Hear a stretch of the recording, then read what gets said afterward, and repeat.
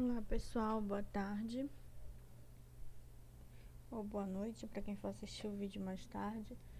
Nós vamos falar hoje sobre continuar nossa aula e continuar falando sobre as avaliações, os cuidados na unidade de terapia intensiva adulto, né? E hoje nós vamos falar sobre a avaliação do estado de consciência do paciente. Então, ontem nós falamos sobre alguns agravos neurológicos que podem levar esse paciente a necessitar da internação na unidade de terapia intensiva e, consequentemente, ao estado de inconsciência. E para nós conseguirmos avaliar esse nível de coma do paciente, nós utilizamos basicamente duas escalas que irão se aplicar conforme a indução ou a necessidade dessa avaliação.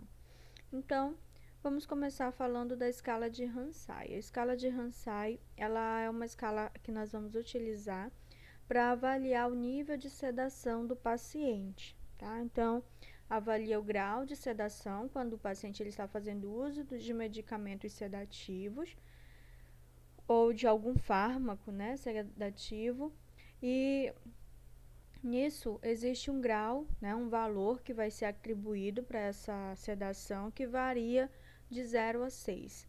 Então, nós temos uma tabela para conseguir designar isso, né? Então, você nota que a pontuação que nós vamos atribuir ao paciente aqui vai variar de 1 a 6.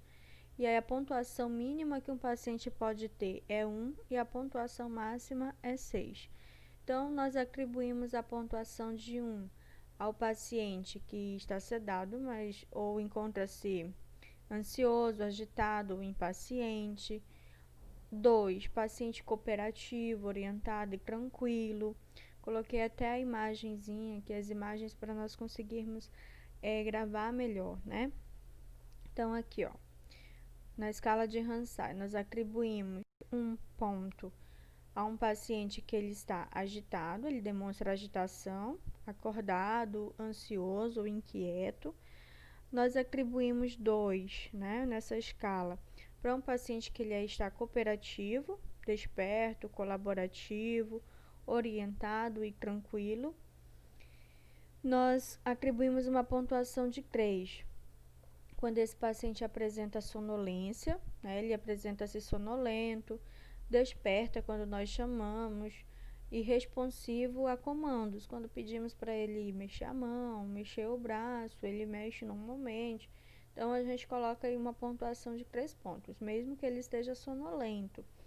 Na escala de Hansai, nós atribuímos a pontuação 4 quando esse paciente ele só responde a estímulos. Por exemplo, ele estava dormindo, mas quando nós fazemos algum estímulo, por exemplo, o estímulo da glabela, o estímulo glabelar, que é essa imagenzinha que vocês estão vendo aqui, onde nós fazemos uma leve compressão dessa região próxima à sobrancelha, né? Então, quando nós fazemos a compressão dessa região, que chama-se região glabelar, por um período, né, de pelo menos uns 10 segundos ou menos, e aí, quando nós fazemos esse estímulo, o paciente ele desperta rapidamente. Ou quando nós chamamos, né, em alta voz, fazemos algum estímulo sonoro, ele também responde. Então, nós damos essa pontuação de Hansai de 4 pontos. Nós damos uma pontuação 5 quando esse paciente ele nos dá uma resposta, né, ele também estava dormindo, mas ao invés da resposta ser rápida, como acontece no valor no nível 4, na resposta 5, né, no valor 5, essa resposta dele é mais lenta, né, ao estímulo glabelar, ele tem uma resposta muito mais lenta, e mesmo o estímulo sonoro, ele responde, porém é muito mais lento do que na 4, que esse paciente ele acaba respondendo imediatamente de forma bem mais rápida. E damos uma pontuação 6 quando esse paciente ele está dormindo profundamente, ele não desperta com nenhum tipo de estímulo, né? Ele não acorda com nenhum tipo de estímulo.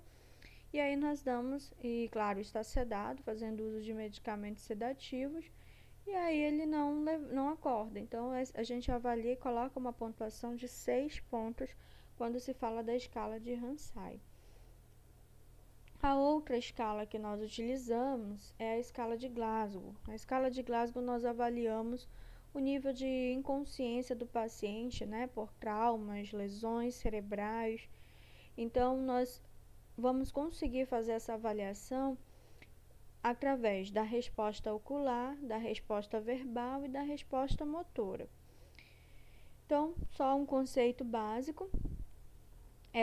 A escala de Coma de Glasgow, ela é uma escala neurológica que mostra uma forma confiável e objetiva de avaliar o estado de consciência do paciente, de modo inicial ou avaliação contínua. É muito útil, né, na previsão de eventuais sequelas que esse paciente ele possa vir a desenvolver. A aplicabilidade, né, em relação a essa escala em crianças, ela é muito limitada, principalmente abaixo dos 36 meses. Não indicada para pacientes sedados, porque nos pacientes sedados nós vamos utilizar a escala de Ramsay.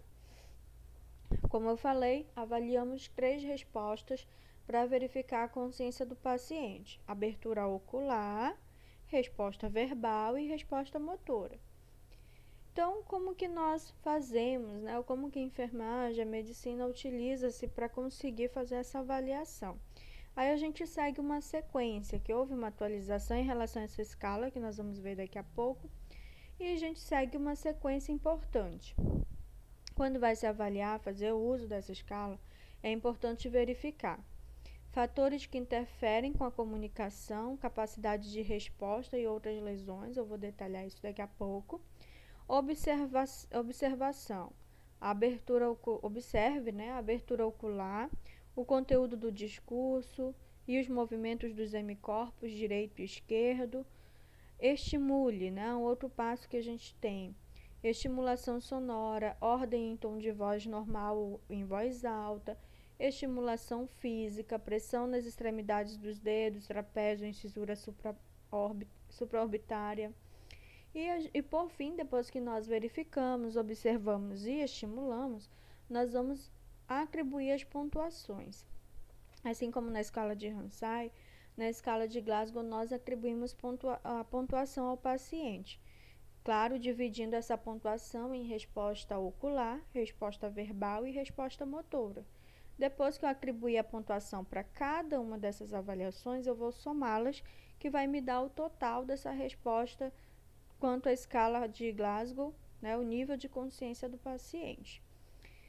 Então vamos lá. É válido ressaltar que a escala de Glasgow pode ser aplicada em apenas algumas das variáveis. Isso se dá por alguns fatores que podem impossibilitar a avaliação. Por exemplo, aí eis a necessidade, né, de nós fazermos essa parte de verificação.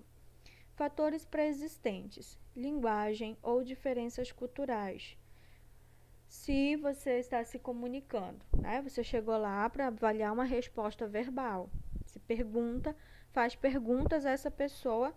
Se ela é de outro país, de outro lugar, que você não entende a linguagem dela, consequentemente você não vai ter como atribuir uma pontuação, né? Então, isso a gente tem que verificar, a gente tem que observar antes.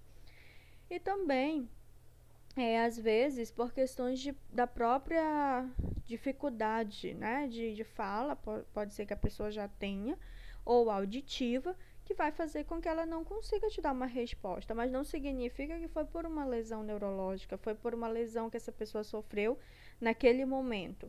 Foi algo, às vezes, de uma vida inteira. Então, é importante ter esse conhecimento para nós não atribuirmos uma nota quando eu estou fazendo uma avaliação, por exemplo, verbal, né, da resposta verbal desse paciente, se ele realmente já não falava, se ele já não escuta, né? Então, não tem como eu ter resposta alguma, por isso houve a necessidade de atualizar essa escala. E nós temos que, é importante verificar isso, na medida do possível, antes de nós atribuirmos uma nota para esse paciente. Efeito do tratamento atual: intubação ou traqueostomia, sedação. Então, não adianta eu querer aplicar uma escala de Coma de Glasgow para um paciente que está sedado, né? Consequentemente, não adianta eu querer que o paciente que está entubado fale, ou com uma traqueostomia fale comigo, porque ele não vai conseguir se comunicar no mesmo nível. Principalmente na traqueostomia, na intubação ele não vai conseguir falar, então a gente tem que ter esse cuidado quanto aos efeitos do tratamento que ele já está fazendo. Então a gente sempre vai ter que fazer essa avaliação antes de colocar lá, não tem resposta verbal nenhuma. Sim, se não tem por conta da intubação, é óbvio que não vai ter. Agora, se não tem, realmente, o paciente estava contactante, ele não é intubado, aí já é outra história, tá? Efeitos de outras lesões ou lesões, efeitos de outras lesões, vou corrigir daqui a pouco. Fratura orbital, craniana, aquela situação. Paciente, eu quero avaliar a abertura ocular, né? Lembra, eu tenho que ver as coisas já existentes. Mas o paciente sofreu uma fratura nesses olhos, na parte óssea orbitária, né? Ele sofreu uma queimadura nessa região. Como é que eu vou conseguir fazer a avaliação da abertura ocular, da resposta ocular? Não tem como. De forma que também não terei como atribuir uma nota. Perda de movimentos, né? Se esse paciente ele já tinha outras lesões e consequentemente essas lesões ocasionaram a ele perda de movimentos, então não adianta eu querer fazer o estímulo ungueal, né? E esperar que ele vá me dar uma resposta, porque isso não vai acontecer, de forma que é algo que eu não vou ter como avaliar. Dano na medula espinhal também nós levamos em consideração. Se houver impossibilidade ou algumas das situações que eu falei anteriormente estiverem presentes com o paciente, de forma que eu não consiga fazer a avaliação da resposta ocular, da resposta verbal e da resposta motora, então, se foi por alguma razão já existente antes e não diretamente por conta do acidente que aconteceu com ele, da lesão neurológica daquele momento, então nós vamos dizer que não é testado, colocar NT na hora da pontuação, porque ele passou uma vida inteira sem conseguir falar, sem ter fala, ou ele é de outro país e eu não entendo, então não tenho como avaliar. Se eu não tenho como avaliar, eu não vou atribuir uma pontuação. Eu vou colocar não testado. Não se utiliza algo importante, não se utiliza o termo dor para pressão. Nós fazemos pressão na extremidade dos dedos, no trapézio e incisura supraorbitária. Então, não atribuímos, às vezes, claro, o paciente vai manter seus reflexos, a gente vai avaliar isso, mas a gente não atribui o termo dor porque a gente não tem certeza sobre o nível de sensação da dor que um paciente em estado de inconsciência tem. Tá? Então, a gente coloca desconforto, né? Ou apresentou resposta ao estímulo da pressão. Então, a gente tem aí uma forma de escrever, de relatar. Porém, quando se fala que o paciente sentiu dor, a gente não tem realmente como saber se ele está em estado de inconsciência, independente do grau de inconsciência que ele se encontre. Eu não tenho como saber o nível de dor que ele esteja sentindo. Então, será feita uma pressão no leito ungueal. Então, são os locais que nós utilizamos para fazer o estímulo, né, de dor, o estímulo de sensibilidade nesse paciente. Então, será feita uma pressão no leito ungueal do dedo. Um pinçamento do músculo trapézio por 10 segundos, aqui nessa região do jeito que vocês estão vendo. É um pinçamento, é uma pressão, tá? Não é para lesionar essa região, é com todo cuidado. Incisura no arco supraorbitária, que é a região glabelar, que nem vocês viram na parte, lá na escala de Ramsay, é o mesmo, tá? Fazemos a mesma estimulação para a escala de Glasgow e comprimimos aí por uns 10 segundos. E após, a cada componente atribui um valor de melhor encaixe, né? Ou seja, de melhor resposta que esse paciente ele pode nos dar. E aí, como é que nós avaliamos? Para nós conseguirmos fazer essa avaliação, nós colocamos uma tabela, tá? Então, as tabelas para cada avaliação de cada área que nós iremos fazer. Então, tem abertura ocular, nós avaliamos na escala de Glasgow. Como é atribuída essa pontuação? Pontuação, olha, vai de 1 a 4. Quando que eu vou atribuir esses números? Quando o paciente ele tem os olhos abertos previamente à estimulação, ou seja, ele abre espontaneamente, às vezes ele está lá no leito, né? Eu chego e ele percebe, tem essa percepção de que alguém chegou, ele espontaneamente abre os olhos. Então, a pontuação desse paciente é 4. Abertura ocular após ordem em tom de voz normal ou voz alta, né? Ou ao som. Então, eu chego no ambiente, não tem uma abertura ocular espontânea, mas eu chamo esse paciente pelo nome dele, né? Eu peço para ele abrir os olhos, ou então eu converso com ele, há uma estimulação de som, aí ele consegue abrir os olhos, então a pontuação vai ser 3. Abertura ocular após estimulação de extremidades dos dedos. Essa estimulação que eu estou colocando aqui, eu coloquei aqui para vocês, do leito ungueal. Então, ele só abre os olhos após ter essa estimulação das extremidades dos dedos, né? A pressão. Então, a pontuação vai ser 2, ou seja, ele não abriu os olhos espontaneamente, ele não abriu os olhos quando eu chamei pelo nome, ele só abriu os olhos quando eu fiz a pressão no leito ungueal. Aí a pontuação vai ser 2. Quando existe ausência persistente da abertura ocular, né? Ou seja, mesmo eu falando, mesmo eu estimulando, ele não abriu os olhos. Não houve abertura ocular de nenhuma forma.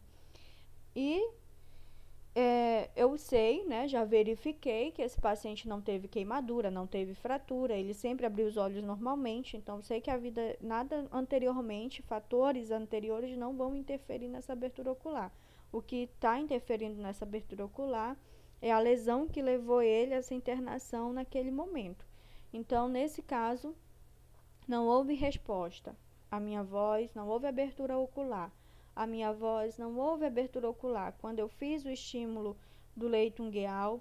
Então, nesse caso, a resposta de abertura ocular desse paciente é ausente. Aí a pontuação que eu vou atribuir é 1. Mas eu tenho um paciente que exemplo, sofreu uma queimadura na face, né? Essa queimadura da face lesionou a região ocular. Tem como eu testar esses anteriores?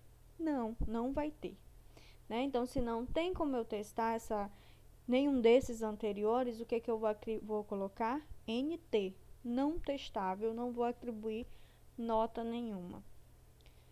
Então, resposta verbal, a outra parte que nós vamos avaliar na escala de Glasgow. Na escala de Glasgow, quando eu falo de resposta verbal, nós avaliamos resposta adequada relativamente ao nome, local e data. Se você, dentro da UTI, nós vamos ter o histórico do paciente, tá? Fora dela, nós não temos. Então, a gente sempre procura algo que tanto eu quanto essa pessoa saiba. A data de hoje, o ano, né? Que aí, se ele nos der uma resposta adequada, nós vamos colocar esse paciente, essa pessoa, como orientada. Pontuação 5. Resposta não orientada, mas esse paciente, ele mantém uma comunicação coerente, porém confusa, né? Ou seja, eu pergunto o ano, né? Ele me responde que está em 1900 e alguma coisa. Ele consegue responder, ele fala que é o ano, porém ele não sabe, ele não lembra em que ano nós estamos. É apenas um exemplo para vocês entenderem. Não significa que ele está deixando de falar, ele só não está mantendo, né?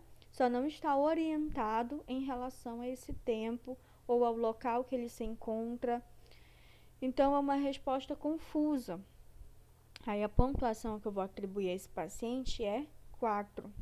Palavras isoladas, inteligíveis, né? Ou ele fala, mas a gente não compreende. É o famoso dito popular, né? Não está falando coisa com coisa.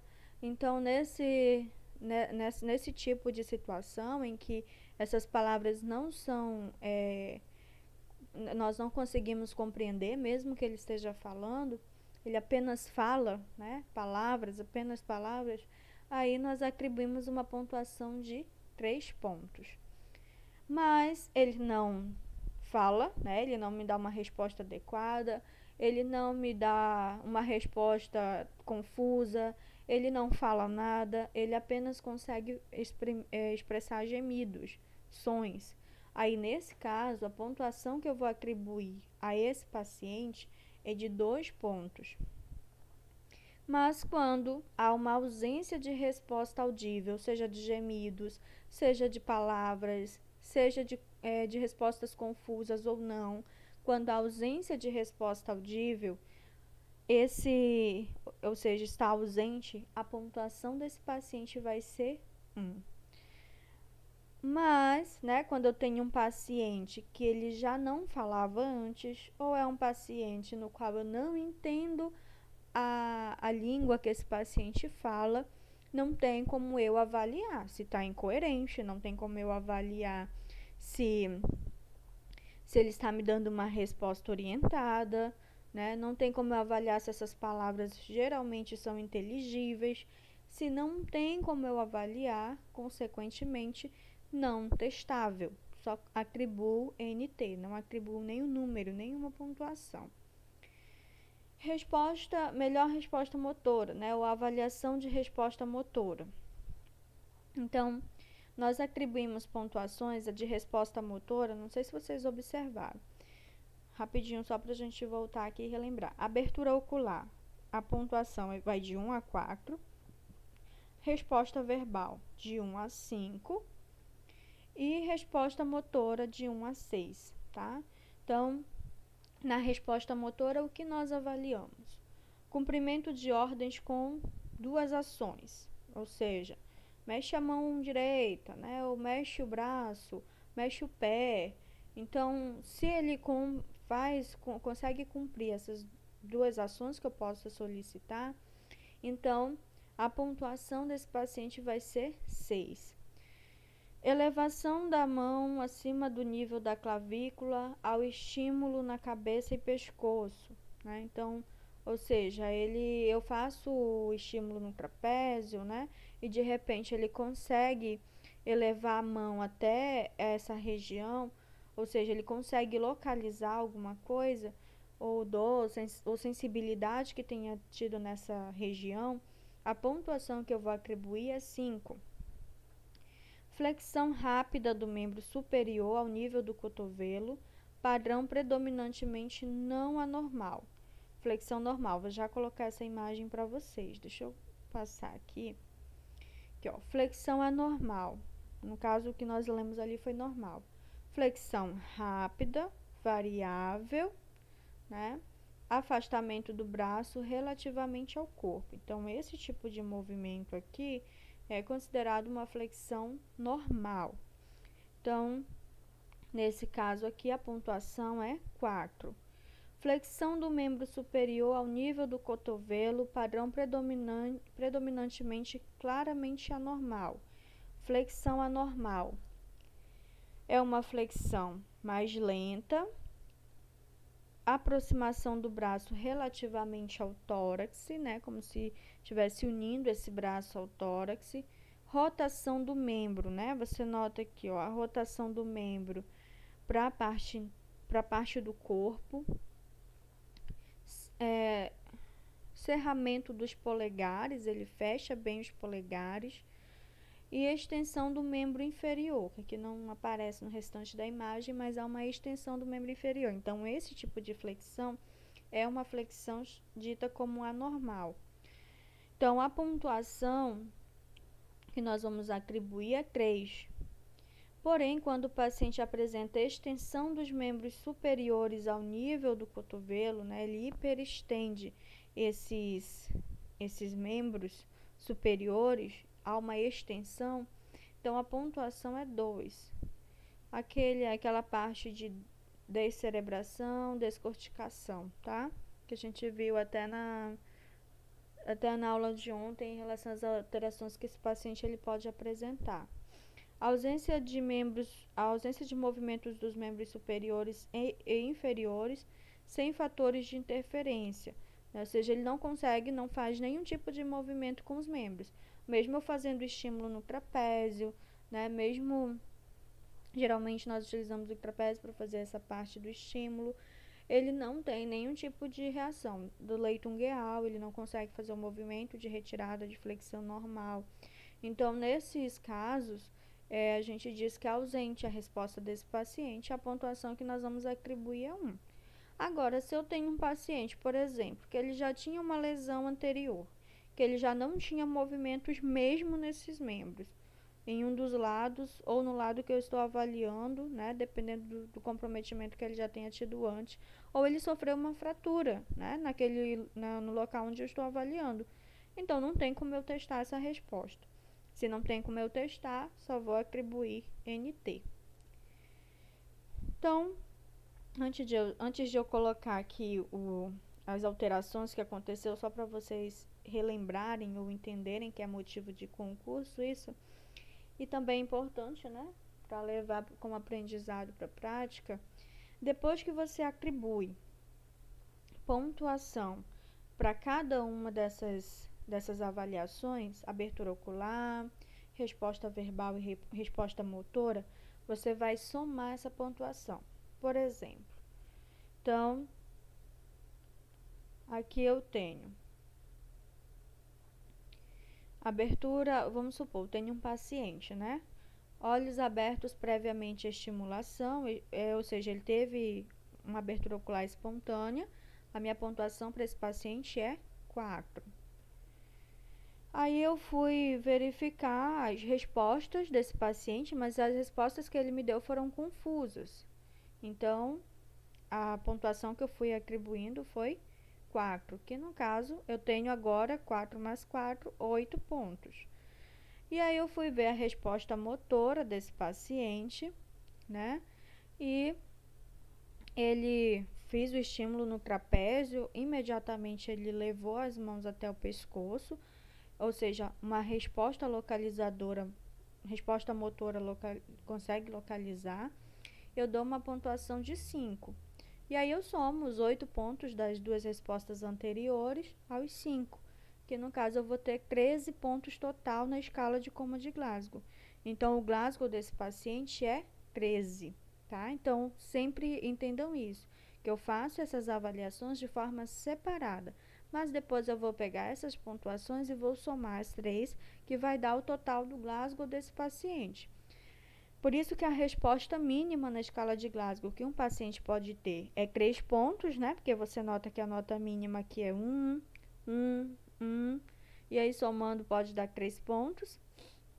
E aí você nota que a nota máxima que um paciente pode ter na escala de Glasgow é de 15 pontos, porque aí você soma, né?